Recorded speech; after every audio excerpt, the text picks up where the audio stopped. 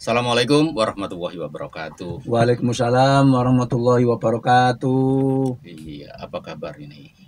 Alhamdulillah Pak Hari, kabarnya baik-baik dalam keadaan sehat walafiat. Iya, Semoga Pak Hari juga dalam keadaan yang sama.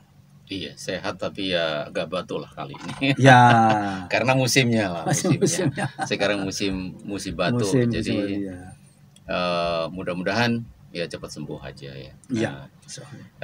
Ustadz, kalau kita berbicara tentang sesuatu yang akhir-akhir ini dilakukan oleh warga Indonesia semuanya dari Sabang sampai Merauke itu adalah memperingati kemerdekaan, gitu ya. Jadi kalau kita berpikir tentang konsep kemerdekaan menurut Islam itu adalah berarti perubahan dari kegelapan menuju kepada terang Yang benderang. terang benderang. Dari keadaan buruk menjadi baik. Baik. Gitu ya. Iya. Terus kemudian dari keterjajahan ya, menjadi sebuah kebebasan. Merdeka. Iya, bebas, merdeka, begitu ya. Tetapi ya kadang-kadang kita sendiri harus perbincangkan masalah kemerdekaan ini menurut Islam itu seperti apa, begitu ya. Jadi agar orang tidak memaknai bahwa merdeka itu bebas, lepas, tanpa batas, tanpa kendali, ya, walaupun mengganggu orang di sekitarnya, walaupun merasa dia sendiri yang benar, yang lain salah. Begitu ya.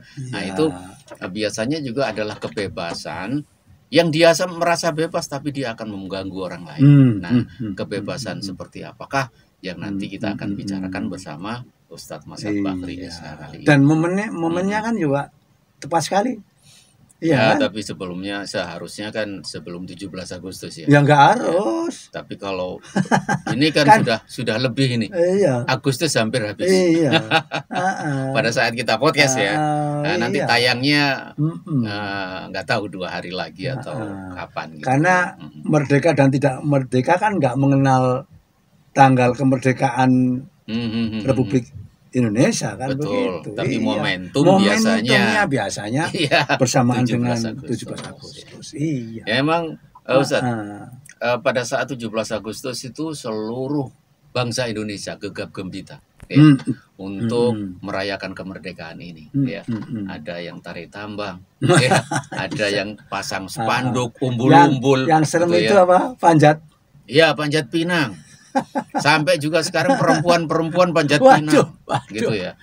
Terus kemudian ada ekspatriat, ya. Ekspatriat. Itu juga ikut panjat pinang, saking apa senengnya. Terus ada baliho-baliho bertuliskan Dirgahayu Kemerdekaan Indonesia, bukan begitu ya? Dan itu ciri khas Indonesia. Iya, ciri khas Indonesia ya. Jadi kita tidak apa-apa, itu adalah merupakan satu satu manifestasi dari mereka diberikan oleh Tuhan kemerdekaan, diberikan oleh Tuhan negara ini ya. Kebebasan berekspresi tidak dijajah orang lain gitu. Nah, kalau dalam kasus bahasa Indonesia itu kamus bahasa Indonesia maksudnya itu secara etimologis merdeka berarti bebas.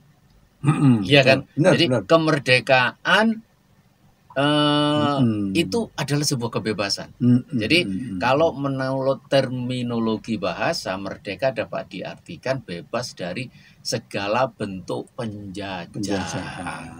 Makanya kalau kita lihat preambul Undang-Undang Dasar 45, ini kan ada ya dikatakan bahwa sesungguhnya kemerdekaan itu adalah hak segala bangsa. Oleh sebab itu, maka penjajahan di atas dunia harus dihapuskan karena tidak sesuai dengan pri kemanusiaan dan pri keadilan lain. Jadi kalau merdeka itu harus, harus gitu ya. Merdeka. Serem ini Mas Ari. Yang kita pertanyakan sekarang adalah mumpung ada Ustadz ini, gitulah. Kita bertanya tentang merdeka menurut Islam itu seperti apa, Ustadz? Kalau sudah ke sana larinya, wah itu kita lebih merdeka lagi. Oh gitu. Iya, enggak apa namanya, enggak terbelenggu malahan, karena ini konsep merdeka yang sesungguhnya kan di sini, Mas Hari. Oh gitu. Oh iya. Jadi ada merdeka, ada lagi lebih merdeka lagi ketika kita kembali kepada konsep Islam. Nah, ini perlu kita tahu ini merdeka yang sesungguhnya itu seperti apa. Iya. Dalam adagium Arab itu, kalau bahasa konteksnya anak sekarang kan dalam peribahasa, dalam pepatah Arab itu disebutkan masyai asmanu ya minal khuriyah. Adagium Arab itu gitu. Tidak ada sesuatu yang lebih mahal ya harganya kecuali al-khuriyah, kecuali kemerdekaan. Oh. Kemerdekaan. Jadi kemerdekaan itu freedom. Itu sesuatu yang sangat apa? Mahal. Jadi nggak ada sesuatu yang lebih mahal daripada al-khuriyah itu. Nah, dan itu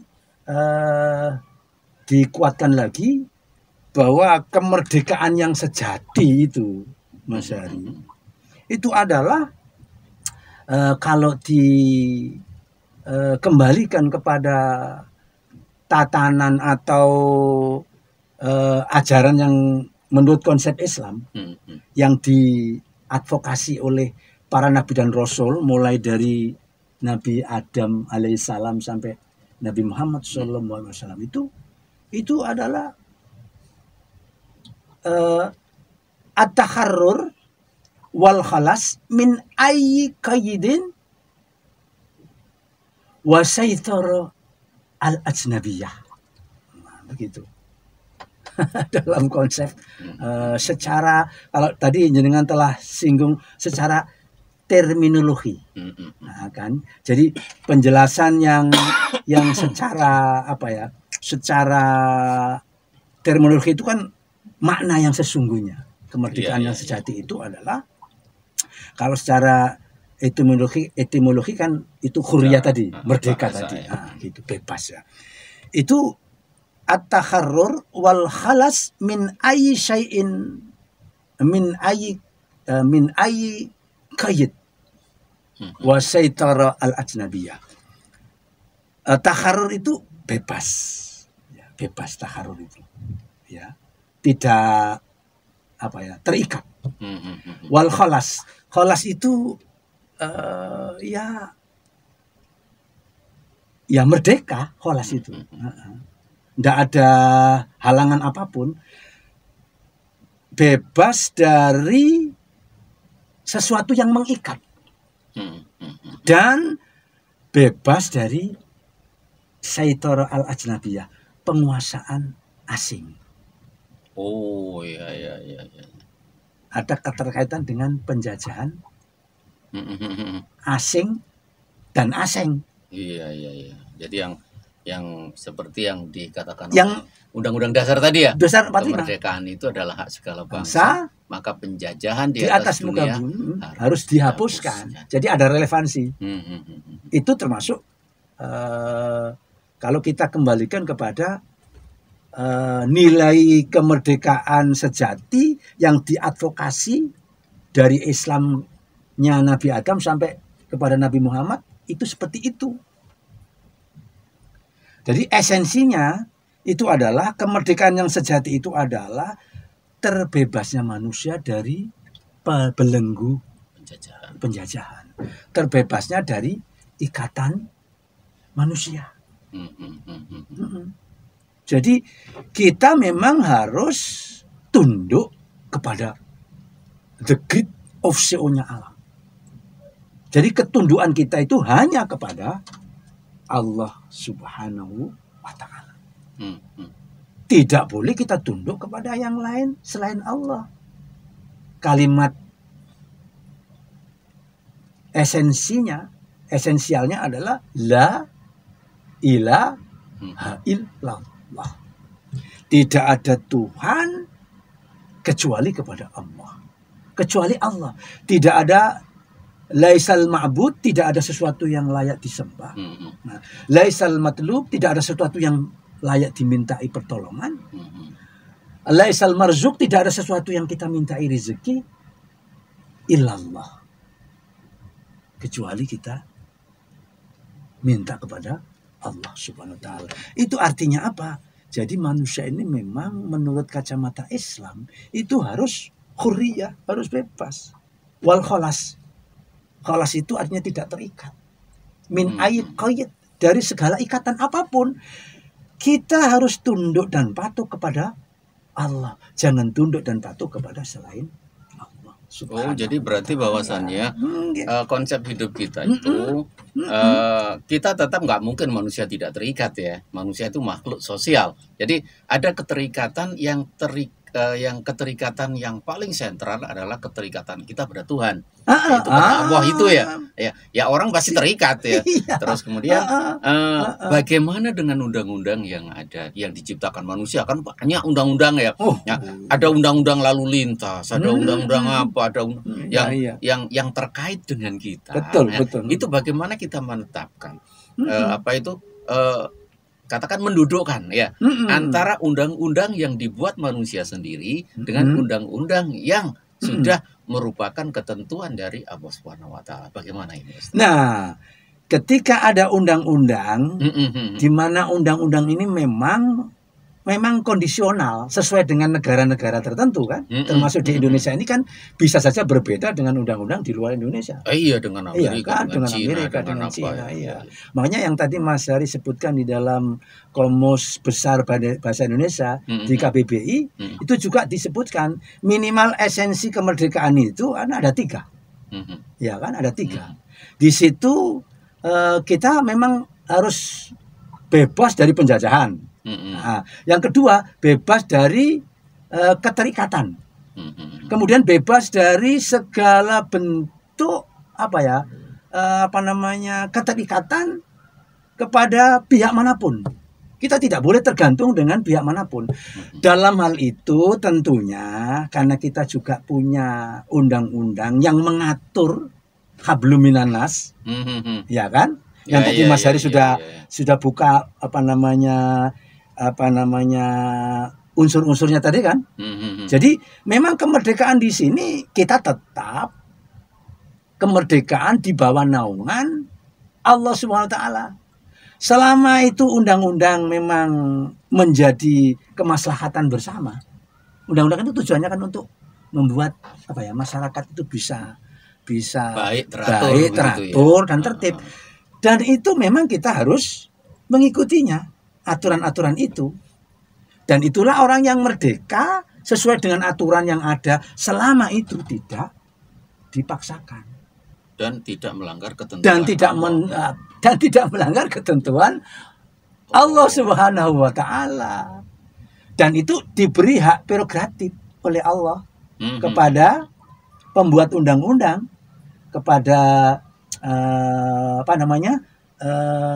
pejabat publik, kepada institusi yang memang itu diberi hak untuk membuat undang-undang selama undang-undang itu tetap connect dengan aturan yang memang itu dibuat oleh Allah Subhanahu wa taala. Jadi kalau begitu, pada dasarnya kalau kita ada konektivitas pada Allah, terus kemudian ati Allah wa ati Rasul wa ulil amri minkum. Berarti bahwasannya ketika undang-undang itu ada, ya sudah dibuat oleh pemerintah. Kita pertama yang kita taati Allah dulu. Terus kemudian Rasul dengan hadis-hadisnya dengan perlakuannya, dan kemudian yang ketiga kita juga harus taat pada ulil pemerintah, amri. Pada ulil amri kita. Nah, terus kemudian Ustadz, berarti bahwasannya ketika ada undang-undang yang saya katakan mungkin ada undang-undang yang tidak sesuai dengan syariat Islam. Katakan undang-undang ini berbasis pelegalan minuman keras, berbasis pelegalan LGBT, perzinahan, LGBT dan sebagainya, maka tidak boleh terkaget-kaget, gitu ya. Banyak orang ketika ada umat Islam yang protes. Karena itu. Jadi karena apa? Karena di dalam konsep Islam kan atiullaha wa atiur rasul wa ulil amri. Atiullah dulu. Awas dulu. Ya, begitu. Betul, Rasul kemudian pemerintah. Tetapi tidak ada kesesuaian dengan Allah, terus kemudian umat Islam protes ya. Ya jangan dianggap nyinyir kan begitu. Masuk itu. Iya, pasti ada protes kalau tidak sesuai begitu ya. Dan protes ini adalah harus juga didengarkan. Iya. Karena kalau sudah melenceng, ya kan? Itu kan tandanya kita untuk biar diluruskan kembali supaya negeri ini menjadi negeri yang tadi berkah. Iya. Kan begitu Mas Hari. Bener. Jadi kadang-kadang itu apa ya? Digoreng-goreng ya. Ya lain lagi kalau memang undang-undangannya itu bersifat kemanusiaan, undang-undang lalu lintas, nggak boleh melintas gitu. Tidak ada penolakan dari umat Islam. Selama ini nggak ada. Yang di situ ada rambu begini. Gitu, iya. Ketika seseorang itu melintas dan terkena razia dan sebagainya, tidak sama sekali umat Islam melakukan. Dan itu dibuat kan memang untuk kemaslahatan. Iya. Gitu ya. Jadi Islam itu Mas Hari dan juga para pemirsa sebenarnya dimanapun dia berada, khaisumakana wa enamakana, dimanapun dia bertempat tinggal, dimanapun dia berada, itu pasti harus bermanfaat kepada orang lain dan tidak harus melanggar undang-undang yang memang undang-undang ini dibuat oleh negeri ini supaya menjadi baik. Iya. Kecuali kalau menabrak aturan yang memang itu bertentangan dengan nilai-nilai itu Pancasila kan. Ketuhanan yang Maha Esa itu kan mengatur juga hablum minallah wa hablum minannas. Jadi tetap itu. Jadi yang sila nomor 1 itu harus mewarnai undang-undang apapun kan begitu Mas Hari. Dari Pancasila kan? Yang pertama ketuhanan yang Maha Esa. Dan itu dibuat oleh orang Islam kan.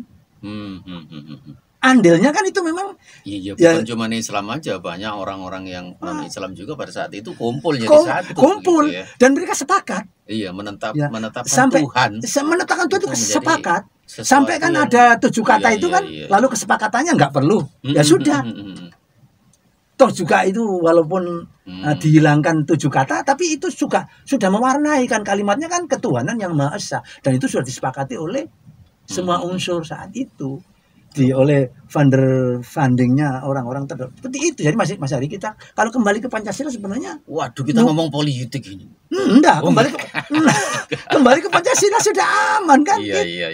Pancasila itu juga hadiah umat Islam kok. Dengan bersama orang-orang selain Islam sepakat kan itu kan sempat rame loh kalau ada orang Islam yang mau usul yang mau kritik mestinya kan harus ditanggapi dengan caranya dengan baik begitu. Kalau memang ada sekelompok umat Islam yang mungkin pemahamannya juga salah begitu ya. Umat Islam yang lain juga tidak masalah kok mereka ditangkap. Tidak masalah gitu dan kita sampaikan kan memang umat Islam ini kan heterogen. Iya. Orang-orang yang memahami hakikat Islam yang sesungguhnya kan tidak banyak. Iya. Yang dulu kita sampaikan itu mengalami gejala defisit keislaman. Iya, tidak semua paham sehingga perlu ada pemahaman yang terus menerus seperti itu. Iya. Nah terus kemudian Ustadz, kalau kita berbicara tentang kemerdekaan yang hakiki menurut Islam itu seperti apa? Ya itu tadi. Manusia harus terbebas dari terbelenggu, jangan sampai tunduk terbelenggu kepada kekuatan lain. Itu makna hurriyah yang tadi masyai'un asmanu minal hurriyah tadi. Tidak ada sesuatu yang paling mahal kecuali yaitu tadi hurriyah. Bebas di sini adalah manusia itu bahwa kita tidak boleh tunduk kepada orang lain. Tidak boleh tunduk. Iya, jangan kita terikat dengan orang lain. Itu bebas yang sesungguhnya. Maksudnya apa? Tunduklah kepada Allah. Jangan tunduk kepada yang lain juga tidak hanya kepada manusia. Jangan tunduk juga dengan harta. Maksudnya jangan kita diatur oleh harta kita, jangan diperbudak oleh harta kita, jangan diperbudak oleh nafsu kita, jangan diperbudak oleh kekuatan-kekuatan selain Allah. Itu esensinya kan di situ. Jadi kita ini harus mengikuti aturan-aturan yang memang itu dibuat oleh Allah, kita ikuti. Kalau memang aturannya nggak sesuai, tadi kan tinjaunya secara Islam ya jangan diikuti. Iya. Kalau memang katakan ada undang-undang di Indonesia, pelegalan minuman keras. Nah, tapi kalau itu kan daerah itu adalah memang daerah yang bukan Islam. Islam, orang Islam paham itu ya, tidak masalah. Tetapi kalau sudah diterapkan secara nasional, pasti ada gelembung-gelembung ketidaksukaan. Dan itu ketidaksukaan ya? Itu juga sebagai protes yang memang harus didengarkan juga. Keluhan-keluhan. Oh, kok ini ada pembiaran LGBT misalnya. Begitu, ya? Iya, kan itu jelas nggak boleh. Pembiaran perjudian. Dan itu agama lain pun dilarang loh Mas Adi. Iya. Dalam semua agama. Dalam semua agama itu. Itu kan keluar dari kudrohnya manusia. Cuma kemudian kita jangan frontal, jangan mentang-mentang, tapi kan perlu pembinaan kan begitu. Dibina, jangan dibinasakan. Jadi kemerdekaan yang hakiki kalau bisa kita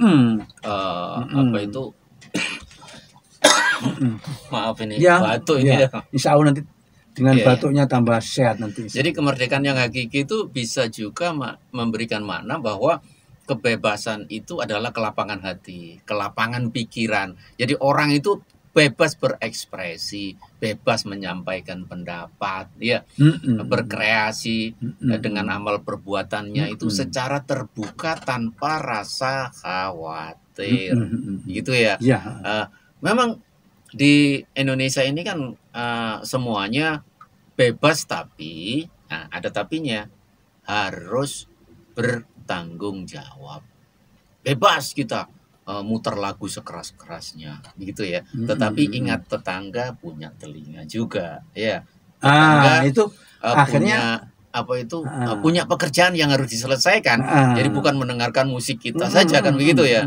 Nah, terus ada juga kebebasan itu harus bertanggung jawab gitu ya. Kalau kita bebas melakukan ini yang belakang ini terganggu enggak? Gitu ya. Jadi itu artinya mengikuti juga aturan sosial. Ya, kita kan manusia. Nah, ini aturan sosial ini yang dibuat oleh pemerintah kita. Pemerintah kita. Gitu ya. Iya, nggak bisa ngomong ini bumi Allah terus kemudian kita berbuat seenaknya enggak. Salah juga begitu ya. Karena memang umat ini kan mesti hidrogen Mas Hari. Iya, ono sing nurut, ono sing nggak nurut, dan itu diatur dalam undang-undang. Kan begitu. Iya. Jadi undang-undang buatan manusia ini silakan membuat undang-undang itu, dimusyawarahkan dengan lewat fraksi-fraksi, utusan-utusan atau anggota dewan kan begitu. Kan kemudian itu enake yo opo sih kanggo ngurus Indonesia ini kan begitu. Selama undang-undang itu juga tidak bertentangan dengan silah pertama tadi loh Mas Ari. Kan semua undang-undang di Indonesia kan harus bersumber juga kepada Pancasila dan Undang-Undang Dasar 45 kan begitu. Iya. Sehingga harus punya nilai religi. Apalagi di dalam Islam kan khairun nas anfa'uhum linnas. Ya. Iya. Sebaik-baik manusia adalah yang bisa bermanfaat untuk orang lain, untuk manusia lain. Apapun yang kita buat itu konsepnya harus bermanfaat enggak untuk orang lain. Bermanfaat enggak setidak-tidaknya untuk kita sendiri. Dan Nabi memberi lampu hijau.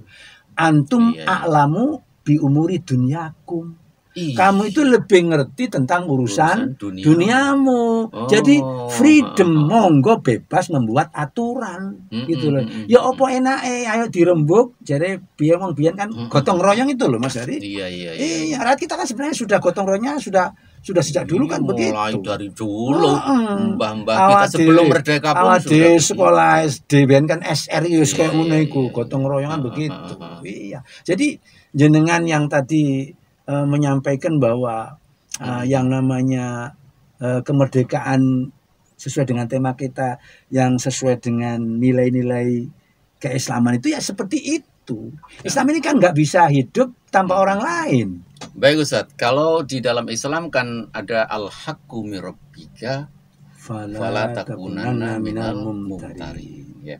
Dan sebetulnya kebenaran itu adalah datangnya dari Tuhanmu, dan janganlah kamu menjadi ragu-ragu. Begitu ya. Benar. Berarti segala sesuatu di Indonesia ini harus berdasarkan pada sila pertama kalau begitu Ustadz. Iya. Benar.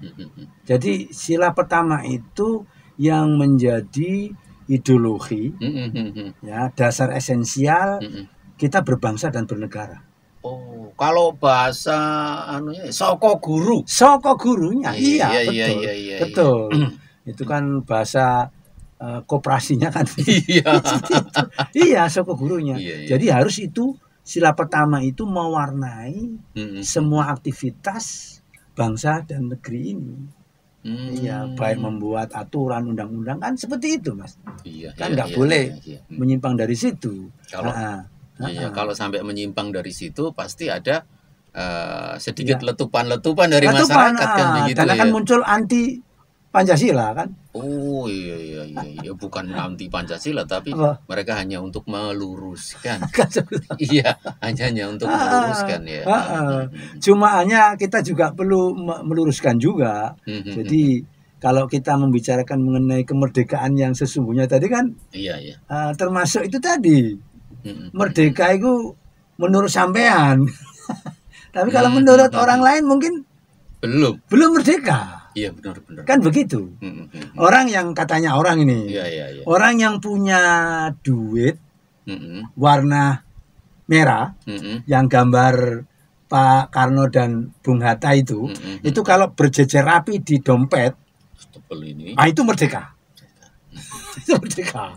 Sementara yang duit 1.000 yang bergambar Patimura, itu kalau berjejer rapi di dompet, itu masih perjuangan. Walaupun segini. Walaupun mungkin. Iya Ustaz.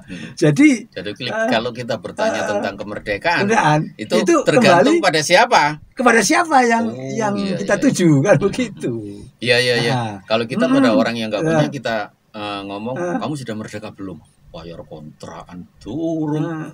Merdeka apa nih? Jadi orang Surabaya itu sulit. Jadi orang Surabaya merdeka gundul. Iya. Karena apa? Kemungkinan kemerdekaan itu terkait pada sila kelima. Nah, keadilan sosial bagi rakyat, seluruh rakyat Indonesia. Kan sumber apapun aturannya kan dari situ. Sila kelima ini berjalan nggak? Keadilan sosial bagi seluruh Mas. Rakyat Indonesia. Kalau itu sudah balance, sudah seimbang. Saya yakin orang mengucapkan merdeka rasanya nggak sulit. Betul. Nggak akan malu-malu. Iya. Begitu. Ya kan begitu Mas Adi. Iya.